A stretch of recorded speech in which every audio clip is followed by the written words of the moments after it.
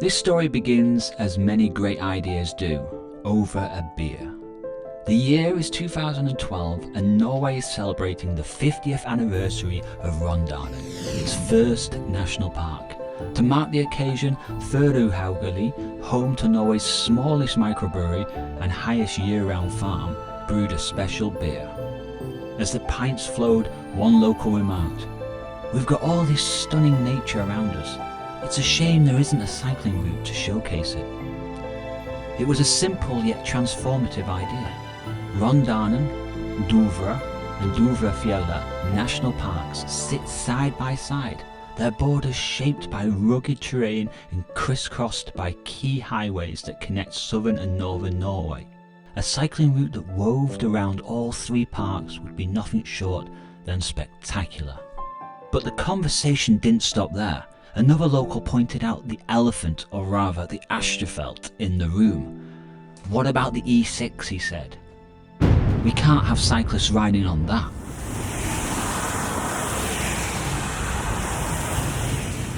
The E6, Norway's main north to south highway, cutting through the heart of this region, dividing Dovre and Dovrefjell Sunndalsfjellet National Park.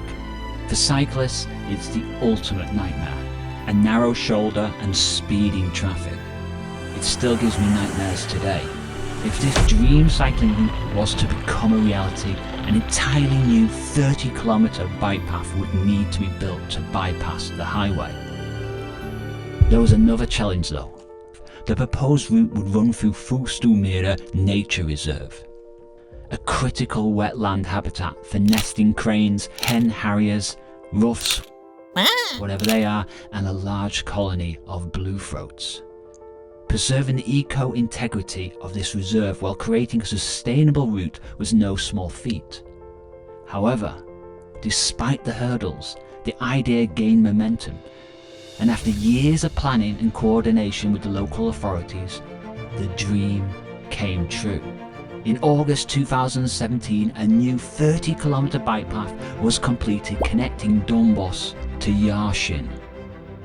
This milestone allowed the creation of a 130-kilometre loop that showcased the unique landscape, wildlife and cultural heritage of three national parks. This, my friends, is Tour de Dovre, a journey through grazing cows and sheep, serene wetlands, and the only place in Europe where you can see wild Musk oxen in their natural habitat. For me, it wasn't just a ride, it was a journey that connected me with the soul of this extraordinary area of Norway.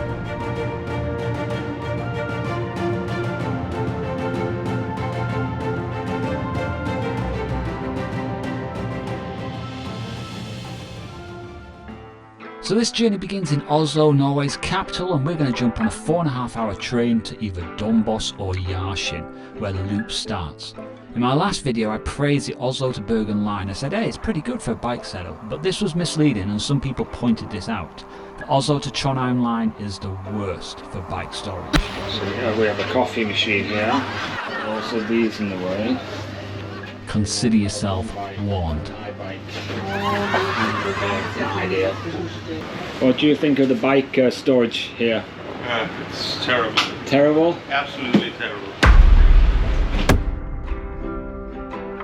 So I disembarked at Gjesdal, and I'll explain why later. The route, as mentioned, is 130 kilometres with around 1,300 metres of elevation gain if you ride it clockwise. It's pretty straightforward to ride, not too difficult, as you'll see.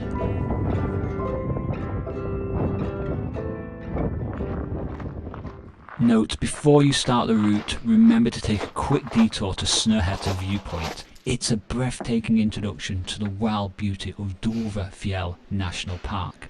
At 1,000 metres above sea level, even in July, the Arctic tundra is unforgiving. The area was once a military training ground, so you might spot some ammunition remnants from decades ago.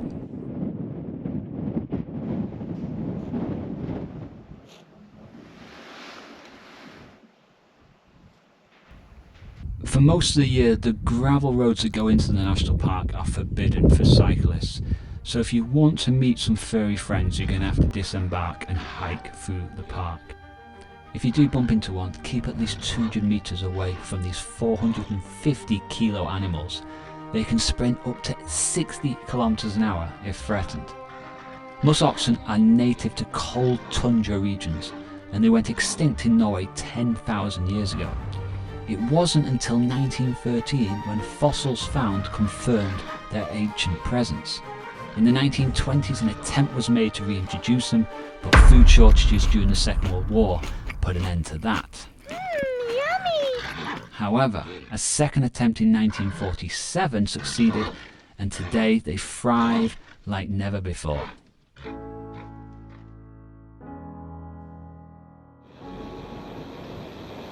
Anyhow, we must move on. We have a route to cycle. The first section is mainly paved, a little bit of gravel here and there, and pretty boring by Norway standards. But that's all about to change.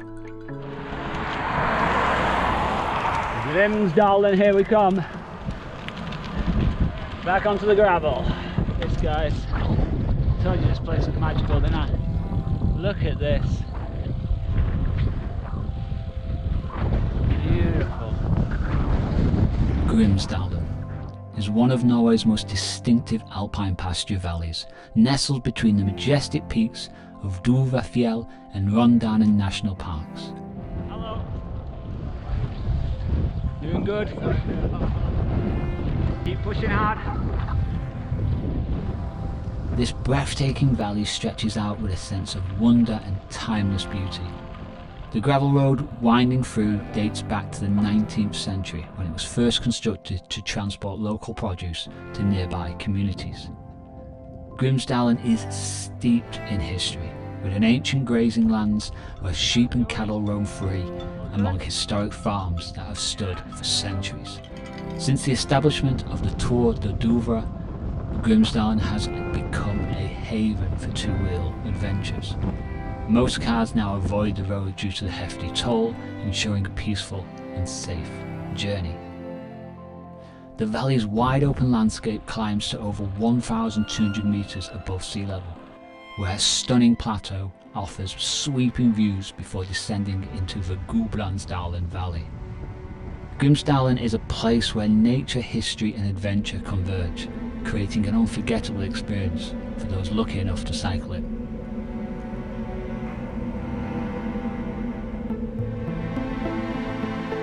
If you ride this route clockwise, you'll avoid the tough climb and enjoy a long and fast descent down to Gudbrandsdalen Valley.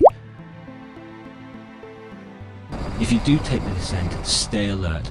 Cows often claim the road without a care in the world for you or your bike.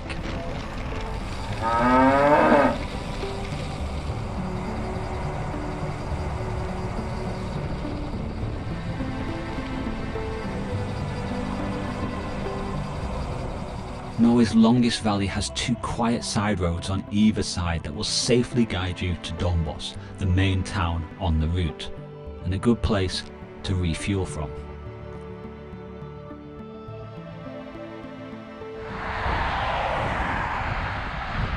From Dovre, I was looking forward to experiencing this new 30-kilometre gravel road, but the first 10 kilometres turned out to be some old farm road in need of some serious TLC.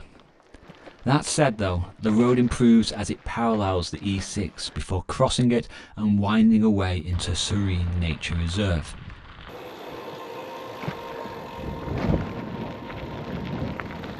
With Dovre National Park always in view, the landscape becomes more breathtaking with every kilometre. The gravel path alongside the E6 here has really opened up now, and it's just a lot of fun. And we're descending kind of down now. We've done the climb up to like 1,000 metres or something, and then we're now slowly descending down. Immersed in this stunning environment, you won't want it to end, but unfortunately it does. And while I completed the route in one day, it's easy to split it up into 2 or 3 days if you prefer a more leisurely pace. Along the way you'll find historic and traditional accommodation options, as well as several free shelters for budget travellers. If you sign up for a free account on cyclenorway.com, that'll give you full access to our Tour de Dovre page, and that will show you where all the free shelters are, all the accommodation options, and plenty of extended routes if you want to make it longer. It's all there. This route offers an authentic and historic glimpse into eastern Norway. No fjords here or touristy gift shops. It's raw, wild and rewarding. But don't underestimate the climate. Sudden winds and downpours are common. I've been caught out several times in this area. Well, it was going all so well and then it just absolutely... However, the more I cycle here, the more this rugged region wins me over.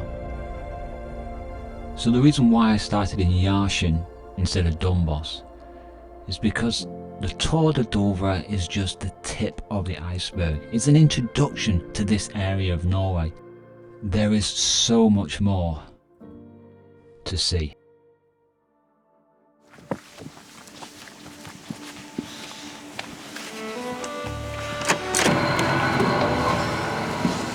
This is one of the main hubs for many people that want to go into the wilderness.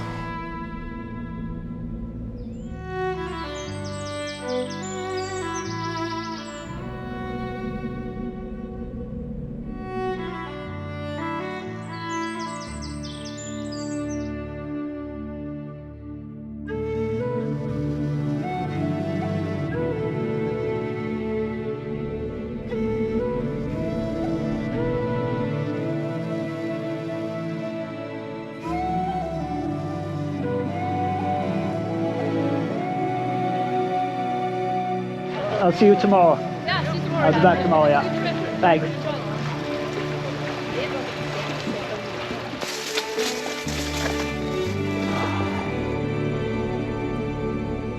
Yeah. Awesome.